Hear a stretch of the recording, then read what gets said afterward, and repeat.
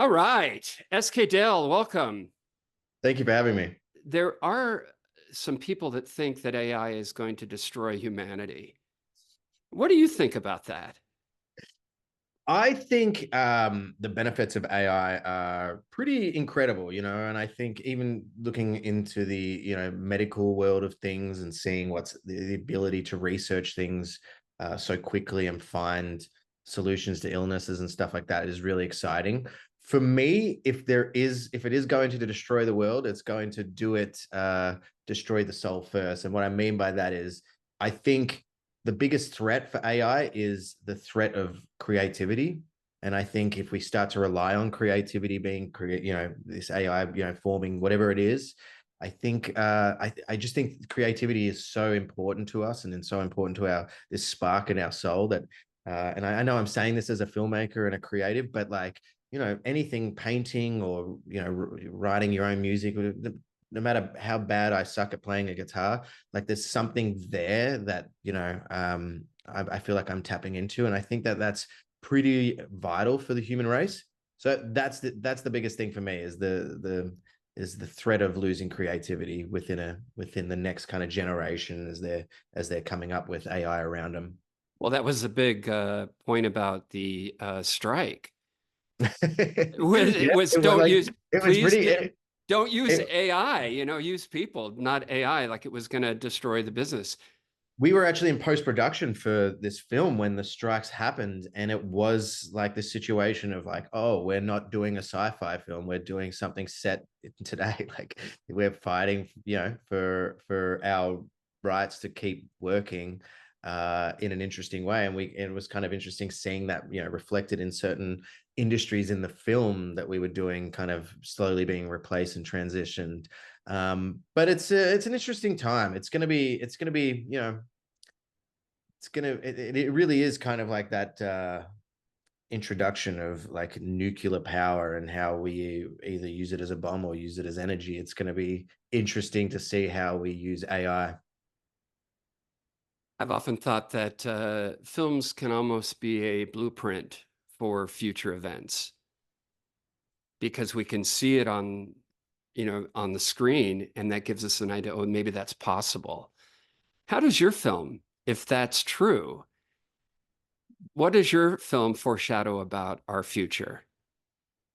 I think the way we allow technology to come into our home, and particularly for Subservience as a sci-fi film, it is we are seeing this story through an intimate lens of this family and seeing this family slowly become fractured by this technology. And it's kind of fascinating, even now how much we allow ourselves or our children to be on utilizing technology. The amount of times I kind of go to a restaurant and see all the children on their iPads and all that, and you start to question how much of their parental advice and everything is coming from this device or coming from their actual parents. So for me that was kind of an interesting aspect of that, and seeing AI on a much more intimate level like this. We've seen the workforce, we've seen the physical labor and stuff like that in other movies kind of slowly be replaced. But yeah, that to me was kind of a fascinating idea. Was this idea of a family unit kind of slowly being torn apart by technology? What did you like best about the process of making this film, and what did you like least? I mean, there's nothing better than being on a film set. No, like no matter how stressful it is and intense things are getting and all that. To me, there's nothing more exciting than when you call action and you're watching someone do a performance and all this. It's like a magician. I always say like filmmaking is it's like a magic show or it's like a magic trick that you need, this crew of 100 people to kind of make the trick work. So trying to make that work is always a fascinating aspect. But if there was one thing with this particular movie, it would be the nighttime shooting in like -7 degrees that Celsius that really that that so there was some moments where I was like, I don't know if I want to be on a film set right now. I was talking to this director one time, and the actors had to go in icy cold water, submerge themselves. I mean, that is giving it up for your craft. I would look Yeah. and say, that's so Christian Bale of you. It was funny when we were shooting the scene, there's a particular sequence at a construction site at night, and that's where it got really cold. And when you'd call cut, you would just see the actors sprint off into their tents where they just had all these heaters, and they would just slowly start to thaw themselves out for the next take. But we shot in Bulgaria, so it can get pretty cold in there during winter. But that crew they're just so hardened. I wasn't going to be seen in the video village, all comfortable. I was like, no, if they're going to be out there in this freezing cold, I'm going to be right next to them, right next to the camera. And that's part of the process of my directing, is to be as close to the actors on set and to be right there and just looking at a monitor, whether it's my iPad, and seeing what's happening. But to communicate to them on a much more personal level, to me, that's important to get as best performance as possible. Well, it would seem that that would also build up a level of respect for you. I think so. I think there is a little bit of that where you have to be willing to lead your career. And my favorite directors that I see tend to do the same thing. It's um, I mean, I've spoken to actors where they're like, I saw the director like 3 times. I shot for 20 days and I saw him. I like bumped into him as he was coming out of his trailer, but they had everything set up in there, and the communication was kind of just done through the first AD, through a microphone or whatever it is. That process seems so boring to me. The only time I've kind of ever really used my director's chair is usually when we're shooting a stunt and they say I'm not allowed next to the camera. Oh, really? Yeah. So then I'll go sit and I'll be grumpy in my director's chair. But that chair, it just sits there empty for pretty much the entire shoot. I don't know why I had this thought, but did you ever see Spinal Tap, the film? And the drummers keep blowing up. They keep having to replace the drummer because they blow up. So do not sit. Okay, let me just tell you, it's the last director that sat in that chair, he exploded. That's how you got the job, all right? If you want to That was keep it. it, if you want to keep it, stay away. Oh, that makes me want to watch Spinal Tap, by the way. I love that. Yeah. Um, well, make sure if you watch it, make sure you turn the volume up to 11. Yeah, please. One more, Um, yeah. Right. so you did a couple of shorts and now this is your second feature. What did you learn about yourself during the process of making this film? And did it change after the first one, after the shorts? Do you keep learning things about yourself? And if so, what are some of those things, maybe touchstones that you have? I mean, you say you love being on set, but what are Yeah, I think it's a great question because I really I'm adamant about this idea, but like with the short films, I really approached and did as many of the roles as I could. It was just a group of friends getting together. And so I would be on the camera, um, and I would be directing, but then I'd also be editing and I'd be doing the visual effects and I would do everything along the way. And what that does is when you finally get to a feature film, it allows you to understand every other person's position on there. And coming into my first film, um, it was such a relief because you finally had people that had this wealth of experience and knowledge in these positions, but you also know how to communicate with them, you know who to communicate with, and the limitations as well to a certain degree. So I think doing that, approaching short films in that way, really set me up to that when I got onto a feature film, I knew what everyone else's job was. But getting onto a feature film was like so exciting because suddenly I could focus on the creative aspects. I didn't have to worry about catering. I didn't have to worry about the scheduling to a certain degree. So it was almost a relief to be on a feature film with an incredible crew. The biggest thing that I learned being on the feature films is more the politics that kind of happen above the line with the producers and this, the how many days you're going to get and going over, over time and stuff like that. That to me is um, there's a certain element that you slowly learn to kind of that you can where you can push for what you need and where you know, all right, I've pushed too far. I should walk away now before I get fired. Well, yeah, and there's also I've heard horror stories from directors that they didn't follow that thing in their heart. They chose to be kind of let the process dictate from the studio execs Yeah. with casting and all that stuff, and then the film wasn't the one that they wanted to make. But Yeah. but they want to get that film. You want to get that film, so sometimes you're going to make those compromises. Yeah, there is. There's always a ton of compromising with and it's hard. It's like easy to look back and go, well, if I had have got my choice there, that would have, changed the game. But there's sometimes you get like a producer's note or something, a recommendation or something you kind of, bumping up against that you look back and you're like, that was actually the right call, or that kind of helped Mm. elevate it. So it's easy to focus on a lot of the negatives, but I do have this voice in my head that tells me all the time, if I'm watching something and I don't think the performance is quite there, and I know we've done 6 takes and my first AD is saying we got to move to the next shot, and I've got producers saying you've got 15 minutes to get everything. I do have that voice in the back of my head saying, um, you know, no one's going to understand this when they watch the film. They're going to just judge your film for what it is, focus on getting that film right.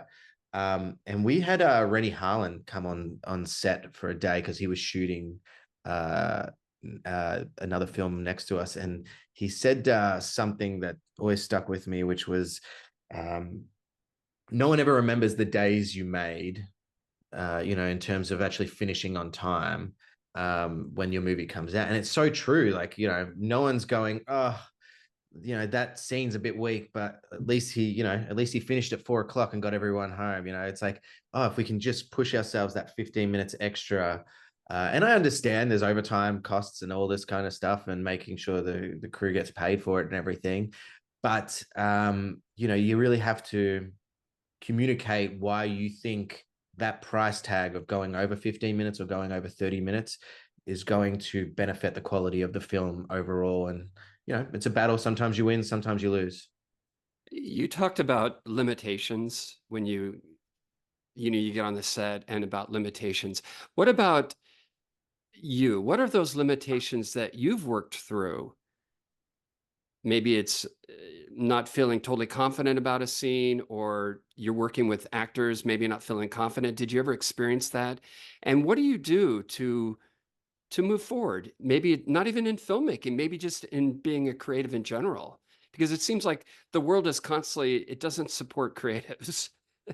It just doesn't. And Yeah. so what do you do to push through those voices in your head that want to talk about limitations, or you can't do this, or what do you do to push through to get it done?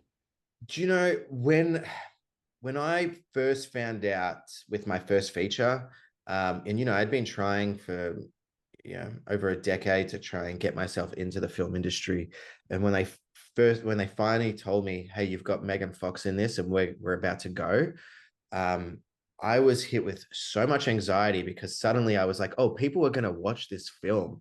And that idea of judgment just crippled me. And there was a few days where I was like, and I hadn't even flown over and got onto set or anything yet. And I just thought to myself, I don't think I can do this. Like, I don't think I can do this. I was just crippled with anxiety. And I remember saying to my partner, like, I think I might have to call up and say I can't do this. And she just looked at me and she was like, you have been trying to do this for the last 15 years.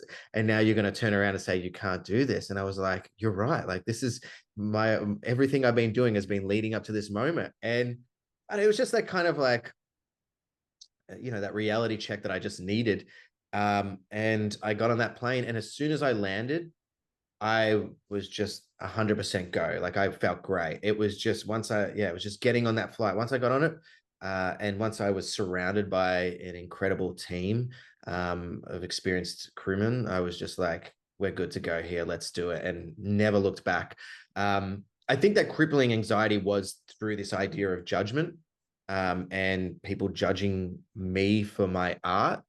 But you realize in that process, especially in that first film, when you finish it, you're kind of like, okay, that's something I created, but that art isn't me. If someone says that film is a total, piece of crap, that's okay. Like, they're not saying I'm a total piece of crap, so Right. I had to learn to disconnect myself from that. And once I did that in the first film, yeah, now it's fine. Uh, people send me, reviews all the time that make me laugh. Well, But yeah, it's also it is also a good feeling when people actually connect with it. yeah. And because when you're on my whole process with a film is, um I'm not making it for an audience, I'm making it for myself. So every question that gets asked to me by the crew is, the answer is, what would I want to see if this was the film that I was going in to watch? And I think that's the best way to approach it. Because if you start thinking, what's everyone else going to think? What are they going to think with this, and this? I think that just stops you and you won't make any decisions. So that to me is the main thing, is I'm making the film for myself. The irony of that is when you finish the film, you never want to watch it again. So Mhm. the one person you made it for doesn't want to watch it. Well, it seems like the parts of your story, you're outside of yourself looking in, and the other part is you've just stepped in and you're being. One is that thought, because when we're being creative, there can't be a judgment.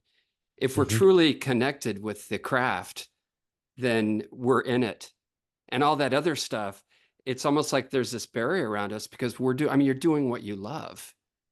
And Exactly. not many people have that opportunity. And those 15 years, that was needed for you to build up the chops to be where you are today. Exactly. No, it was one of those things where, um, I felt, with a lot of, we were doing music videos and short films and small commercials and stuff like that. And I felt like, every little project we were doing was just giving me that knowledge that when I got to a feature film and when someone finally said yes, I was going to come in with as much knowledge into that as possible as a first time filmmaker. I wanted to be the most experienced first time filmmaker you could get. I was watching your film and I thought, oh, this is Megan grown up. this, this is Megan grown up. It's Yeah. interesting. I'm wondering if she's actually ever played just a mother in a film before, but Now I'm talking about, wasn't that movie Megan about the AI, the little doll? Yes, so that's the one. Yeah, well, what's interesting? That actually came out uh late in production. I saw maybe the trailer came out at that point, and I was so in the midst of this film. I was like, I'm not going to watch it. I don't want to be yeah. influenced at all. Um, and it wasn't until post production that I was like, all right, we've shot everything in the can. It's all done. Let me go see what this is about. And I felt like the similarities, obviously AI and everything are Right. there, and the name Megan. But I think there was one scene that I ended up taking out of this film that felt a little too similar to that, where I was like, Mm. I want to steer away from that. But you're right. This is definitely more adult themed, in terms of the, uh, obviously the content that's happening into it and everything like that, but also just exploring, the themes of family and everything through these parents, and everything that kind of comes with that. To me, this was the you're right. It is an adult version of that. Here's the pointed question. How does film, because I think film is exploitation, no matter what it is. And how does that, because in some ways it's a little exploitive, where she's a beautiful woman and she's sexualized in this. Do you ever think about that, how film exploits uh, women or men? I mean, there is a thing called the male gaze. Yeah, yeah, definitely. I think that's like, it is a very important kind of factor, especially with this type of script and this the content that we are kind of shooting. And it was kind of part of the reason why I really wanted Casablanca in that film, was this idea of how films are in that way. There was something about connecting that film and particularly that scene and Oh the yeah. that scene and everything. There was something there about how we are, the standards of women in film and everything is kind of, yeah, just at this and exploited in certain ways. And um it was a big thing for me when we approached these more intimate scenes, that like whatever angle we're getting on Megan, we're getting on Michele. And that was a big thing of like, I wanted this to feel like, and that we were uh designing this scene for women as much as we are for men. Because I think it's easy to say, you know, Megan Fox is this sex symbol and all this kind of stuff, and we have this sex scene with her.